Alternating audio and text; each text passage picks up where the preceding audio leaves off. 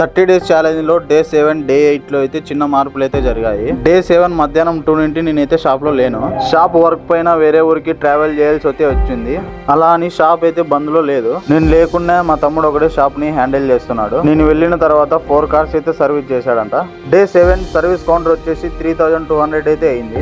Day 8 లో మధ్యాహ్నం 3 కి అయితే తాడిపత్రిలో రీచ్ అయ్యాను. వెంటనే షాప్ దగ్గరికి అయితే బయలుదేరాను. రావడంలోనే 3 వెహికల్స్ అయితే రెడీగా ఉన్నాయి.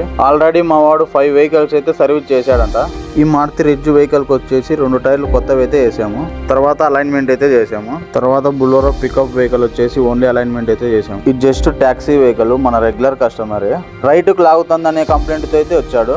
ఇది లెఫ్ట్ సైడ్ టైర్ ఒక 10 days బ్యాక్ అయితే కొత్త టైర్ తీసుకున్నాడంట. ఇది లెఫ్ట్ సైడ్ ఎయిర్ కంప్లైంట్ ఉండడం వల్ల రైట్ కి అయితే లాగుతుంది వెహికల్ మొత్తం. ఈ టైర్ బ్యాక్ సైడ్ వేసేసి కంప్లైంట్ అయితే క్లియర్ చేసాము. డే 8 లో ఇదైతే లాస్ట్ వెహికల్ అలైన్మెంట్ అయితే చేసాము. డే 8 లో టోటల్ గా 8 కార్స్ అయితే సర్వీస్ చేసాము. ఈ రోజు కౌంటర్ వచ్చేసి 35 అయితే అయింది.